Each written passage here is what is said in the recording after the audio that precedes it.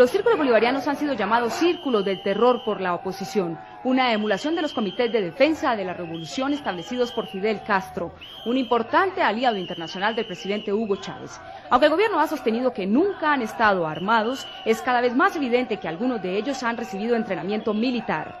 Los pecados de Chávez, una investigación de la Red Independiente de Colombia y la revista Poder.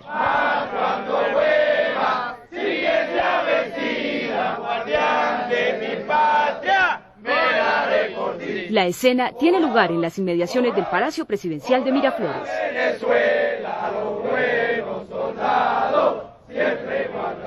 Decenas de miembros de los círculos bolivarianos marchan en formación militar en medio de cantos marciales. Para la oposición, estas paradas son una forma de intimidación.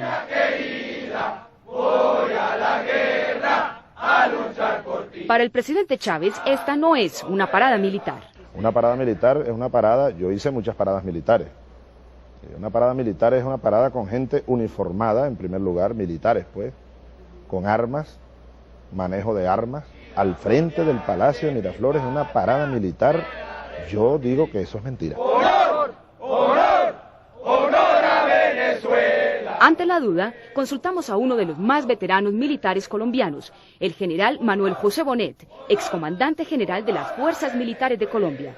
Para él, este tipo de ejercicios sí tiene características militares. Han tenido indudablemente entrenamiento militar, no son reclutas que andan caminando perdiendo el compás. Cuando uno ve el compás, la marcha, el movimiento de los brazos, el canto acompasado de los himnos, las consignas, etcétera, ya uno ve que esa gente, por lo menos la mayoría, son reservistas. ¡Reservista! ¡Por Venezuela! Nosotros no tenemos la necesidad de ir a un entrenamiento militar. Nosotros en el retorno a la vida civil venimos con una formación ciudadana muy depurada y que ciertamente muchas personas nos califican como círculos violentos, círculos del terror, pero no es así. Los círculos bolivarianos son grupos formalmente coordinados y financiados por el gobierno. Grupos violentos organizados, aquí no estamos hablando del pueblo espontáneo, sino de grupos organizados en una operación perfectamente sincronizada en todo el país. Los círculos bolivarianos tienen dos caras. La primera es la oficial. Grupo de personas, entre 9 y 12, que tienen una misión de carácter social y de formativa. La segunda es la que perciben quienes están en desacuerdo con el presidente Chávez. Nosotros lo llamamos los círculos de terror por la acción vandálica, por la acción violenta que tienen contra cualquier ciudadano venezolano que esté en contra de lo que se plantea al presidente. Hace apenas unos días, seguidores del COPEI que ponían una ofrenda floral al Libertador fueron apedreados por círculos bolivarianos. ¿Quién se la lanzó, señor gobernador? De los chavitos, los anexados, esos que están ahí. Las calles son del pueblo, no de la oligarquía. Todo aquel que tenga una posición contraria, de alguna u otra forma es atacado, ya sea verbalmente por el presidente, en sus programas, en sus discursos presidenciales, o en sus programas Aló Presidente, todos los domingos, y inmediatamente después es atacada físicamente por los círculos bolivarianos que tienen pues el soporte, la coordinación y financiamiento del gobierno. Y entre los señalados permanentemente como enemigos de la revolución están los medios de comunicación. Con el descarado concurso de la mayoría de los medios de comunicación. Conspirando por el camino del golpismo, del terrorismo y del fascismo. Traidores a la patria que pretenden apuñalearla en el corazón. Un ejemplo terrible de este terrorismo mediático. Unos medios que ante la ausencia de controles al presidente han cruzado en algunos casos la línea estrictamente informativa para convertirse en activos opositores. El gobierno miente descaradamente, Chávez miente descaradamente. Su tratamiento a los medios se tradujo en un discurso brutal e intolerante que generó en algunos sectores populares al comienzo y ahora en los grupos, en las brigadas de choque organizadas, ya no hablamos de nada espontáneo, actitudes de ataque a periodistas o a sedes de medios. El ejercicio del periodismo en Venezuela se ha complicado. Los camarógrafos y fotógrafos salen a la calle con chalecos antibalas y máscaras para gases. Yo creo que esto es antinervio porque las balas no las para nadie. Ahora es la forma de trabajar aquí. Pero no solo los medios han sido hostilizados. La iglesia también se queja. Fue durante un tiempo bastante corriente el que la entrada del Palacio Arzobispal amaneciera siempre llena de porquerías y de excrementos. De nuevo, hoy va a salir el pueblo masivamente a la calle. El ambiente de permanente movilización en que ha vivido Venezuela ha convertido a los círculos bolivarianos en las células que organizan las manifestaciones de apoyo a Chávez. En los barrios, los círculos impulsan a la gente a salir, generalmente transportada en buses, que nadie sabe quién está pagando. Tampoco los chavistas están a salvo de la creciente violencia política venezolana. 2 motociclistas dispararon contra este bus que traía a los simpatizantes de Chávez desde el Llanito. ¡Fueron los fascistas del paraíso! ¡Fue la gente del paraíso! Un joven resultó herido en el brazo. Pero por ahí no, vamos por ahí. Dale, pues. La permanente prédica revolucionaria ha creado en el chavismo paradigmas que no siempre se identifican con los modelos democráticos. Ya algunos jóvenes chavistas se visten como el Che Guevara o como guerrilleros colombianos. Pero el tema no se queda en la moda. Así como en Colombia, así como en las montañas de Colombia, todavía retumban los tiros y los disparos. Aquí nosotros haríamos tronar las montañas de toda Venezuela y quizás de toda América Latina si algo le llegara a suceder al presidente Hugo Chávez. Independientemente de la suerte que corra el gobierno del presidente Chávez, en algunas barriadas de Caracas, una bomba de tiempo se ha activado. El rumbo paramilitar que han empezado a transitar buena parte de los círculos bolivarianos presagia la aparición de milicias dispuestas a iniciar una guerra de guerrillas a nombre de un ideario chavista. Esta no es La Habana, sino un céntrico barrio de Caracas, donde son venerados el Che Guevara y el cura guerrillero español Manuel Pérez, fundador del ELN. Y hoy, bueno, esta plaza, tú la ves, una plaza liberada. Aquí, en el 23 de enero, en la práctica gobierna la organización marxista-chavista Tupac Amaru. Sigan jugando. Un grupo muy visible en las manifestaciones de respaldo al presidente. Porque Chávez habla el discurso del pueblo. Porque Chávez, digamos, se relaciona con el pueblo dentro de su misma idiosincrasia. O sea, es un hombre del pueblo. E indiscutiblemente la gente lo siente de esa manera. Las actividades de los tupamaros no se limitan a la agitación política. También hacen inteligencia para localizar cualquier rastro de oposición. Buscar algunos elementos contrarios, etcétera, que se estén desarrollando cosas que están en contra del proceso y en contra del movimiento, bueno, y detectarlos y denunciarlos inmediatamente. Para ellos, la guerrilla colombiana es un modelo a seguir. Ahí tenemos nosotros en Colombia la FARC, el ELN, o sea, tantos años de lucha en función de los mismos objetivos que nosotros perseguimos. Y están dispuestos a irse a las armas, tan pronto lo requiera la llamada revolución bolivariana. Si este pueblo baja, si estos cerros empiezan a bajar, les puedo decir a los sectores de la oposición, les puedo decir a los sectores recalcitrantes del golpismo, que, bueno, ese sería su último día, porque este pueblo va a arrasar con todo. Pero los tupamaros no son los más radicales. Hace algunos meses, en este mismo barrio, un grupo de hombres encapuchados y armados anunció la aparición del movimiento revolucionario Carapaica. Las armas de la Constitución o este tipo de armas para defender el proceso. Esos grupos han manifestado estar a favor del gobierno. El presidente lo ha dicho, no necesitamos que me defiendan así. ¿Usted está al tanto de lo que están haciendo todos los círculos bolivarianos, presidente? Es imposible que una persona esté al tanto, como que yo te pregunte a ti, tú estás al tanto de todo lo que están haciendo todos los periodistas colombianos. No me toca, no me corresponde. A mí tampoco me corresponde. Yo tengo mis funciones. Los círculos bolivarianos se inscriben ante el propio Palacio de Miraflores y han recibido por lo menos 140 millones de dólares del gobierno Chávez para su funcionamiento. Todas estas personas que de alguna manera han recibido recursos están agradecidos del gobierno y le ha creado como un piso político a la gestión del gobierno. Pero mientras el gobierno compra apoyo en los sectores populares, pierde progresivamente terreno en la clase media, que fue vital para la elección del presidente Chávez. Una elección que sigue generando interrogantes. En segundos, los pecados de Chávez.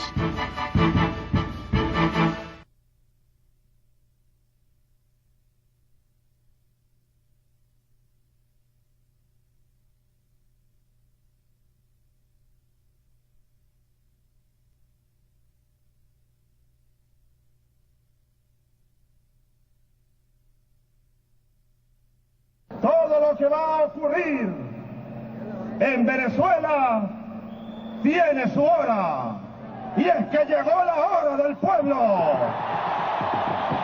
Chávez se presentó ante los venezolanos como un paladín contra la corrupción. El destino de ellos es la derrota, el nuestro es la victoria. Su gesto de batalla, la izquierda golpeando a la derecha, significaba una ruptura con el pasado. No hay vuelta atrás. Ruptura que, según él, empezaría desde la financiación de su campaña. Pues ahora llegó la hora del pueblo, de la justicia para el pueblo venezolano. Su triunfo era el triunfo del pueblo, del liqui-liqui sobre la corbata.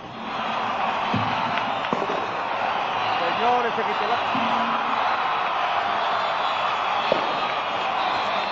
Es el triunfo de todos nosotros, es el triunfo de nuestros hijos. Los corruptos, que todo esto que se acabe. Salimos de un atolladero de 40 años. Sin embargo, el respaldo al presidente Chávez no ha sido solo el de los descamisados. En su momento recibió un decidido pero subrepticio apoyo por parte del Banco Bilbao Vizcaya Argentaria, una de las instituciones financieras españolas más extendidas en América Latina. Todo se descubrió casi por casualidad y en otro continente. El Banco Central de España investigaba una cuenta que el BBVA había tenido oculta por más de 14 años, desde cuando era apenas el Banco de Vizcaya. El fondo estaba en la isla de Jersey, un paraíso fiscal en el Canal de la Mancha. Un dinero que no aparecía en la contabilidad oficial del banco y que se usó para crear millonarios fondos secretos de pensiones para más de 20 directivos de la entidad. Pero no solo para eso. La información que empezaron a recabar las autoridades bancarias hacía sospechar que en la operación podían existir no solo infracciones financieras, sino también conductas criminales, entre ellas lavado de dinero. Baltasar Garzón, el conocido juez de la Audiencia Nacional de España, asumió la investigación.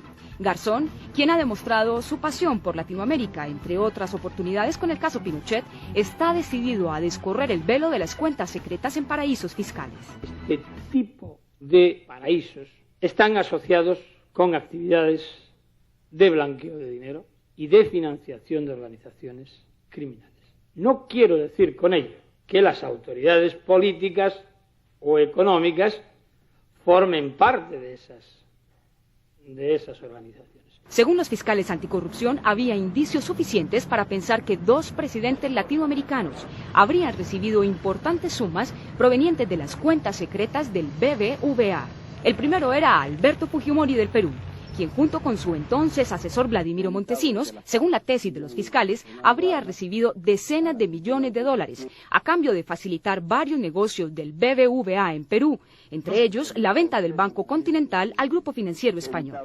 Y el segundo, Hugo Chávez. $1,5 millones para 2 de sus campañas, algo más de 500.000 cuando era candidato, y 1 millón siendo ya presidente para la campaña de los suyos a la Asamblea Constituyente. Cuando los rumores de la investigación llegaron a Venezuela, Chávez se apresuró a desmentirlos. El de un banco, supuestamente un banco español, que me dio $1,5 millones. Bueno, búsquenlo, pues, a ver dónde recibí yo, de quién, $1. Pero mientras Chávez afirmaba esto desde su fortín político en Catia, en Madrid el banquero Emilio Ibarra, antiguo copresidente del BBVA, confirmaba ante el juez Garzón las donaciones. En España está perfectamente claro que tanto las autoridades pasadas como las nuevas autoridades del Banco Bilbao dicen que efectivamente se reunieron con Chávez e hicieron el aporte a la campaña de Chávez con su conocimiento. La revelación es bastante grave porque la ley venezolana prohíbe a las campañas recibir aportes de empresas extranjeras o con casa matriz en el exterior. Pero sobre todo está prohibido y penado por la ley el hecho de que recibas un dinero y no lo declares. Chávez seguía negando la donación, pero el jefe de debate de su campaña reconoció la existencia del aporte. Sí, yo tengo conciencia de que hubo un aporte de el Banco Provincial, que es la filial venezolana del Bilbao Vizcaya. El Banco Provincial, la filial venezolana del BBVA, habría hecho las donaciones de común acuerdo con sus socios venezolanos.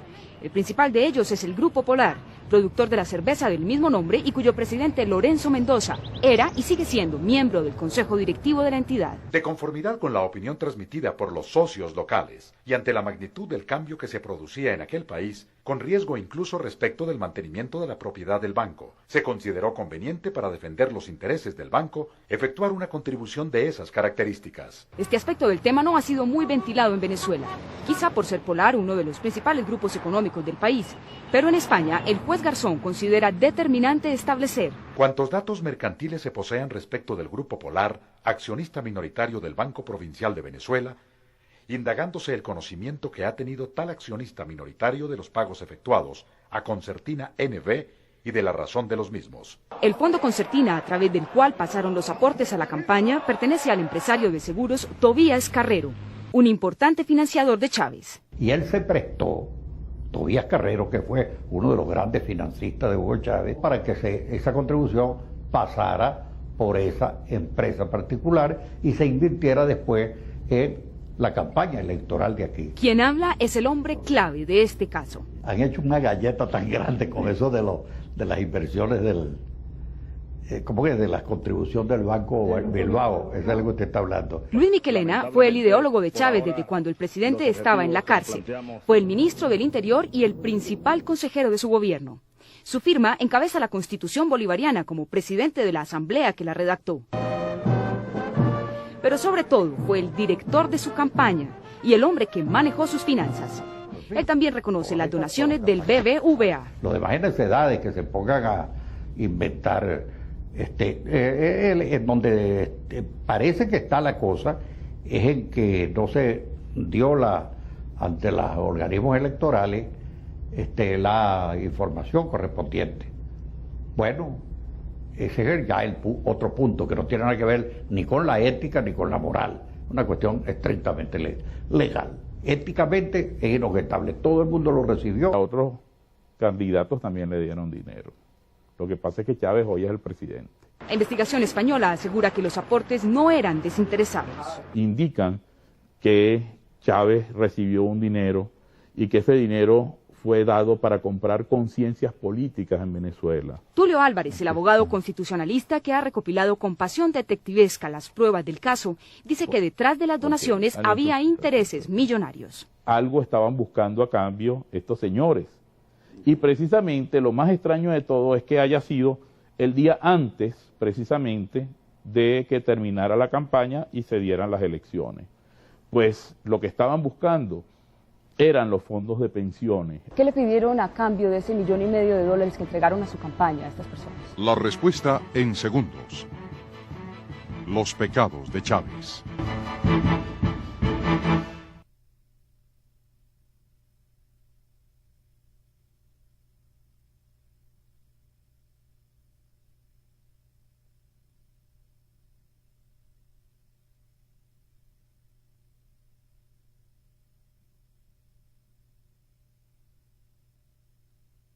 Yo recuerdo, es la llamada que me hizo a mí Hugo Chávez, me dijo: Alejandra, muchas gracias, no quiero perder mi espacio en La Razón. Hugo Chávez fue columnista del semanario La Razón. Desde allí difundía su plataforma contra la corrupción. Ahora, ese mismo medio ha denunciado casos de corrupción de su gobierno.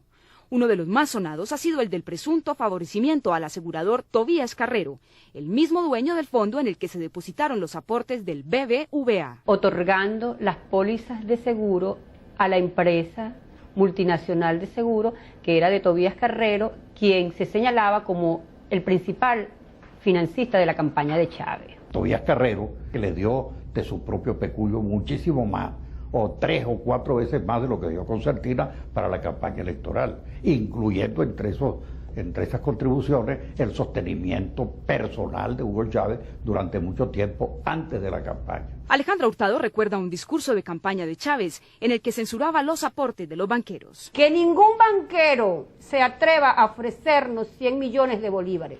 No queremos el dinero podrido de la corrupción y del narcotráfico. Entonces, presidente, ¿por qué su gente, sus voceros, sus platinados aceptaron el dinero de los fondos ocultos del BBVA? Y en España esa donación está siendo investigada bajo la denominación de soborno. ¿Qué le pidieron a cambio de ese $1,500,000 que entregaron a su campaña a estas personas? Tú estás dando eso como por un hecho, y eso no es cierto. Jamás recibí yo donación alguna de este banco que tú has mencionado. Jamás de los jamases.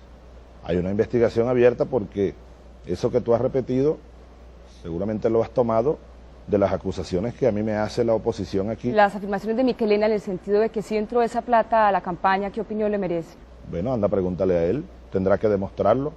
Yo creo que por ahí andan más bien las sospechas acerca. Si ese dinero, es cierto que ese banco lo emitió, como pareciera ser que sí, bueno, los que supuestamente lo recibieron y aparentemente lo depositaron fuera de Venezuela y nunca lo rindieron, bueno, ahí hay unos nombres, yo no voy a acusar a nadie, ni voy a estar cayendo en la ligereza de estar acusando a alguna persona, pero allí hay datos que el mismo banco ha ofrecido, que ha declarado, y en ninguna parte aparezco yo porque jamás recibí centavo alguno de ese banco. ¿Por qué estas personas no están en la cárcel si aparentemente existió esa donación? No me preguntes a mí eso, yo no soy un juez, hay toda una investigación y yo no tengo que ocuparme de eso.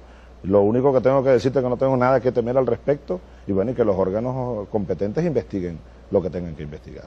Que si van a ir presos o no, ese no es problema mío, en verdad. ¿Habló en alguna ocasión con Lorenzo Mendoza con respecto a esa donación? Tú insistes en un tema que yo no tengo interés de hablar, porque ya te respondí lo que te iba a responder. En nuestra próxima entrega, 2 misterios: la desaparición de más de $4 billones del Fondo Petrolero de Venezuela y la historia secreta del portugués que disparó contra miembros de la oposición. Lo veremos en Los Pecados de Chávez, una investigación de la Red Independiente de Colombia y la revista Poder.